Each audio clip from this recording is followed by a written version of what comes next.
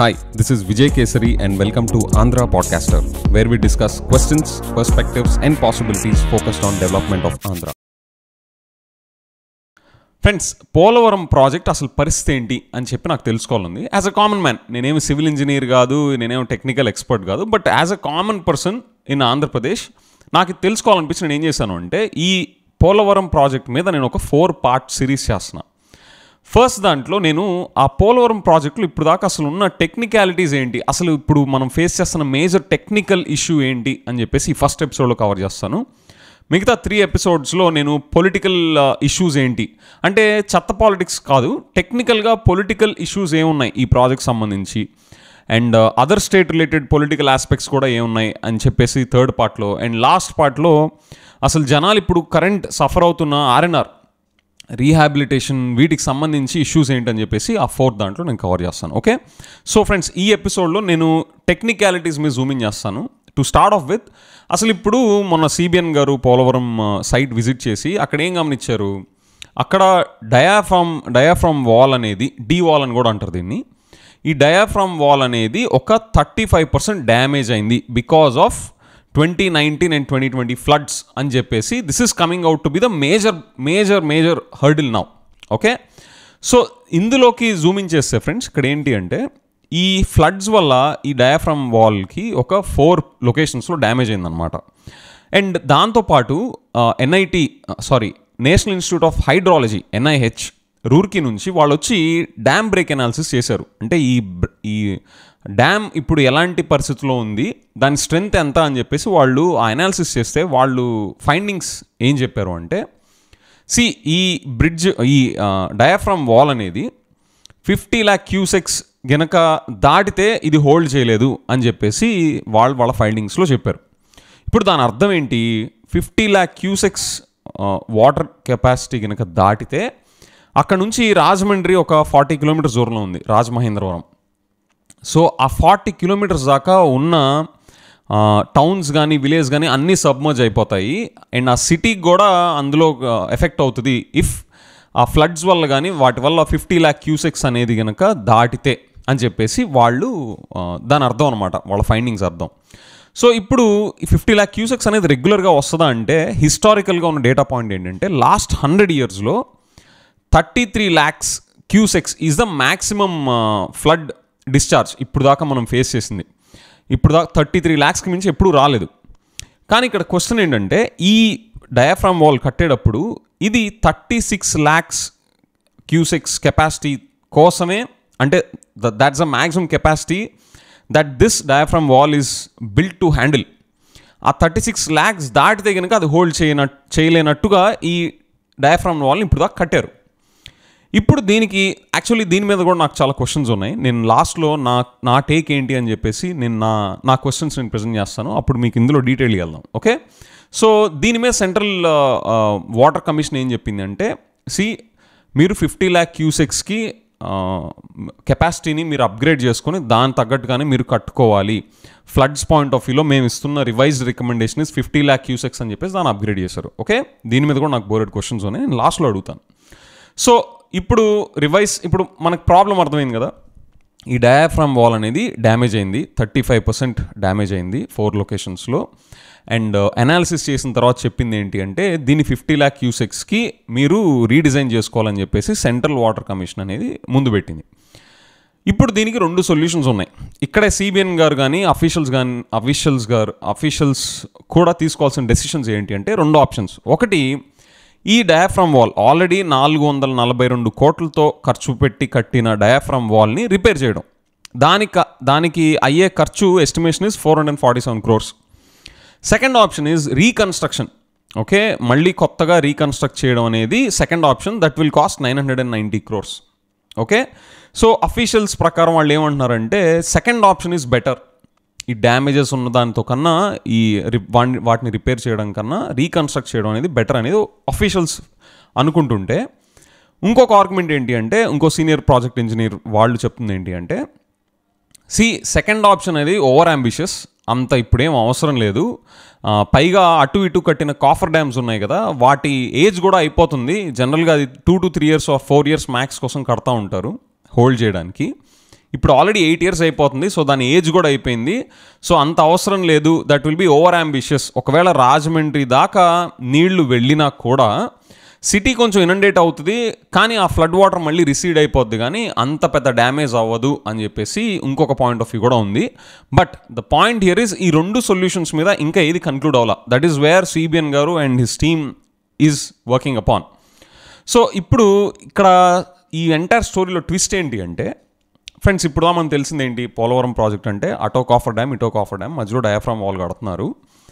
And ఈ diaphragm వాల్కి damage జరిగిందని. కానీ అసలు విషయం ఏంటి అంటే ఒరిజినల్ డిజైన్లో 2 డయాఫ్రామ్ వాల్స్ కట్టాలి అని చెప్పేసి యాక్చువల్ డిజైన్ ఉందన్నమాట ఒరిజినల్ డిజైన్లో. That is a twist in the story. ఇక్కడ ఇంకో క్వశ్చన్ ఏంటంటే, ఈ 2 కట్టకుండా ఒకటే కట్టడం వల్ల ఈ ఫ్లడ్ వాటర్కి రీసెంట్ 2019-20 ఆ టైంలో వచ్చిన ఫ్లడ్స్ వల్ల డ్యామేజ్ అవ్వడానికి ఇదేనా కారణం అనేది కూడా ఇంకా తేలాల్సి ఉంది. దీని మీద కూడా నేను మాట్లాడతాను, ఓకే, నా టేక్లో. ఇప్పుడు మనకి ఫైనల్గా పోలవరం డ్యామ్ కట్టాలి అంటే టెక్నికల్గా లాజికల్ కన్క్లూజన్ ఎప్పుడు అవుద్ది అంటే ఈ డయాఫ్రామ్ వాల్ కన్స్ట్రక్షన్ అవ్వడం వల్లే. ఓకే, ఈ డయాఫ్రామ్ వాల్ కన్స్ట్రక్షన్ అయిన తర్వాతే అది పోలవరం డ్యామ్ అనేది కట్టడం కుదురుతుంది. ఓకే, సో ఫ్రెండ్స్ ఇప్పుడు నా టేక్ ఏంటో చెప్తాను. ఫస్ట్ ఆఫ్ ఆల్ మనం ఈ 36 lakhs అనేది ఇప్పుడు ప్రస్తుతం డయాఫ్రామ్ వాల్ కట్టిన మ్యాక్సిమం కెపాసిటీ 36 lakh cusecs కదా. హిస్టారికల్గా 33 lakh cusecs capacity hold 33 lakh cusecs అనేది మ్యాక్సిమం 100 yearsలో వచ్చిన మ్యాక్సిమం ఫ్లడ్ డిశ్చార్జ్ అన్నప్పుడు మనం కట్టేది సఫిషియెంట్గా దానికన్నా ఎక్కువ కట్టుకుంటామా, లేదా బుటాబుటిగా ఉంటున్నట్టు 33 వచ్చింది కదా సో 36కి వెళ్ళి కట్టుకుంటామా? ఫ్రెండ్స్, నేను అసలు సివిల్ ఇంజనీర్ కాదు, నేను హైడ్రాలజీలో ఎక్స్పర్ట్ని కూడా కాదు. కానీ నాకు కామన్ సెన్సికల్గా ఏమనిపిస్తుందంటే, ఇప్పుడు లాస్ట్ టైం 33 వచ్చింది అనుకోండి, కనీసం 40-50 లక్షల క్యూసెక్స్కి మనం కట్టుకుంటే ఇంకా 100 సంవత్సరాలు ఉంటుంది. ఎందుకంటే ఇది ప్రతి సంవత్సరం కట్టుకునే డ్యామ్ ప్రాజెక్ట్ కాదు కదా. ఓకే, మళ్ళీ అప్గ్రేడ్ చేసుకోవడానికి. సో జరుగుతున్న గ్లోబల్ వార్మింగ్ అవ్వచ్చు, వాటర్ లెవెల్స్ పెరుగుతున్నాయి అవ్వచ్చు, గ్లోబల్గా నేను చెప్పేది ఓషన్స్, ఈ అన్ని టెక్నికాలిటీస్ని దృష్టిలో పెట్టుకుని, నేను ఎక్స్పర్ట్ కాదు, I'm calling it out loudly. So ఇవన్నీ దృష్టిలో పెట్టుకొని ఫ్లడ్స్ ఇంకా ఎక్కువ వచ్చినా కానీ మనం తట్టుకోవాలి అని చెప్పేసి ఇంకా ఎక్కువ పెడతామా, లేదా బుటాబుటిగా 33 నుంచి 36 కట్టడం కరెక్టేనా? This is my first question and I'm not asking this question in any technical authority. Okay, kindly take this point in to consideration. Next, ఈ సెంట్రల్ వర్క్స్ కమిషన్ కానీ సెంట్రల్ గవర్నమెంట్ కానీ వీళ్ళు 33 నుంచి 36కి చేస్తున్నప్పుడు ఫస్ట్ ఆఫ్ ఆల్ ఈ question వాళ్ళకి కూడా రావాలి. సెకండ్ది, సెంట్రల్ వర్క్స్ కమిషన్ ఇప్పుడు వచ్చి 50 lakh cusecsకి మీరు రీడిజైన్ చేసుకోవాలి అని చెప్పి ఇప్పుడు చెప్పడం ఏంటి? ఇన్ని సంవత్సరాలు ఏం చేస్తున్నారు? సెంట్రల్ గవర్నమెంట్ చాలా ఫండ్స్ ఇచ్చింది కదా, చాలా అంటే చాలా కాదు, కొన్ని ఫండ్స్ ఇచ్చింది కదా, ఇప్పుడు దాకా ఎలాంటి సపోర్ట్ కావాలో ఆ కనీసమైనా చేస్తా వచ్చినప్పుడు లేదు మీరు టెక్నికల్గా ఈ స్టాండర్డ్స్ మీట్ అవ్వట్లేదు, so we are holding your funds because of this technical infeasibility అని చెప్పేసి ఆపాలి కదా. అది ఆపకుండా సెంట్రల్ గవర్నమెంట్ ఎందుకు ఇచ్చిన అమౌంట్ అయినా ఎందుకు ఇస్తూ ఉంది? అండ్ సెంట్రల్ వర్క్స్ కమిషన్ ఇప్పుడు ఎందుకు చెప్తుంది ఇదంతా అంటే, ఆన్ అ హైండ్ సైడ్ ఒకవేళ ఈ ప్రాజెక్ట్ అయిపోయి ఉందనుకోండి, ఓకే, అది ఓన్లీ 36 lakhsకి చేసేసి ఉండడం వల్ల, కానీ టెక్నికల్గా 50 lakh cusecsకి ఫ్లడ్ ఎస్టిమేషన్స్ ఉంటున్నప్పుడు అది కట్టి వేస్ట్ అయి ఉండేది కదా. అన్ని వేల కోట్లు, అంత పబ్లిక్ మనీ అండ్ దాని ఏమంటారు time line, everything would have been gone for waste కదా. So I don't know, I don't think I'm misquoting it, but on a hindsight this looks like it's a good thing that has happened now. ఈ ప్రాజెక్ట్కి ఇలా damage జరిగి మధ్యలో it is good that this came out right now. Okay, so this is my second key observation on this, what has been these institutions doing all these years. And next, ఆ 2 original డిజైన్లో 2 walls కట్టాలని ఉన్నాయి కదా, 2 diaphragm walls కట్టాలి అని ఉన్నాయి కదా, అవి అసలు ఎందుకు ఒకటే కట్టారు? ఆ ఒకటి కట్టడం వల్లే అది డ్యామేజ్ అయిందా? 2 కట్టి ఉంటే ఈ పాటికి ఆ 2 మనకి 2019-20 ఆ టైంలో వచ్చిన ఫ్లడ్స్ని ఆపుండేవా? సో దట్ మీన్స్ ఆ నెగ్లిజెన్స్ ఇక్కడ ట్రాన్స్లేట్ అవ్వడం వల్ల ఈ డ్యామేజ్ క్రియేట్ అవ్వడానికి కారణమా అనేది కూడా ఇన్వెస్టిగేషన్ జరగాలి. Okay, technically there is not a big deal. Experts కూర్చుంటే with the reasonable time they will conclude. So this is my another observation. So friends, this is my take. Lastly I look forward to వాళ్ళు present చేసిన 2 ఆప్షన్స్లో ఏది repair చేయాలా with 447 crores, or reconstruct చేయాలా with 990 crores అనే దాని మీద will wait what CBN గారు and his officials are going to come up. And original design ప్రకారం సెకండ్ డయాఫ్రామ్ వాల్ కడతారా లేదా. Okay, this is also my a keen the point that I'll be looking forward to keenly in the coming days. Okay, so friends, this is my take. Okay, నేను part 1 కింద technicalities అంటే political aspects అవన్నీ పక్కన పెట్టేసి టెక్నికల్గా ఒక common person ఎలాంటి technical knowledge లేకుండా అర్థం చేసుకోవాలంటే ఎలా ఏముంది ఏంటి అసలు పోలవరం పరిస్థితి అని చెప్పి చూడడంలో ఇది ఒక ఫస్ట్ పార్ట్. నెక్స్ట్ పార్ట్లో నేను చెప్పినట్టు political aspects around Polavaram project ఇప్పుడు దాకా అసలు ఏమి రోడ్ బ్లాక్స్ వచ్చినాయి పొలిటికల్ యాంగిల్లో.